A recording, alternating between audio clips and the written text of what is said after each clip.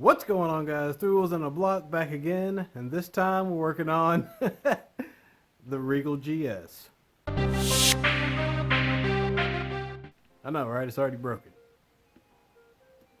Anyway, yeah, y'all are in the workshop. Headlight issue on the GS, so we're gonna get to it, see what the deal is. My driver's side headlight was facing forward, and then it just started going down. So anyway, we'll see what's up. Let's get to it. Alright, so the Regal GS is equipped with an HID headlight assembly. And I'm just guessing that there's something wrong, because if you look closely, you'll see that headlight assembly move a little bit. You see that? Headlight is moving all over the place, and I don't think it's supposed to move that much.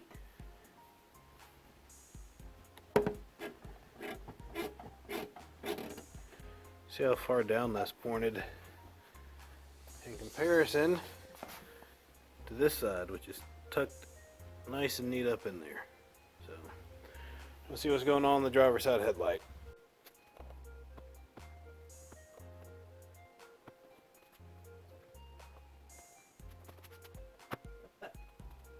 Alright, I just pulled on the projector and it popped back into some clip back in the back side of the headlight.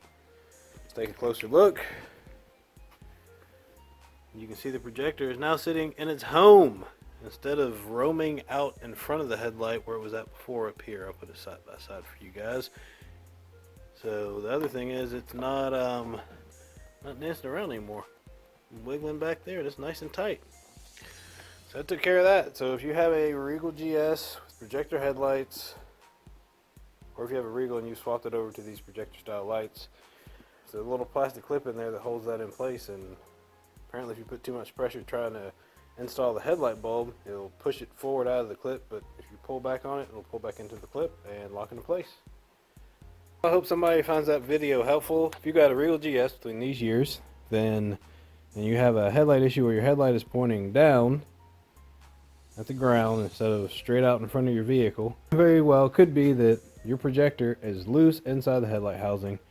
Just grab the projector assembly from the rear, give it a gentle pull back, and hopefully it'll lock back into place. If not, then you're looking at replacing your headlight assembly. These are pretty expensive. I think they're somewhere around $300 or $400. So hopefully your fix will be as easy as mine. If you like this video, smash that like button for me, drop me a comment below, and we'll see you on the next one.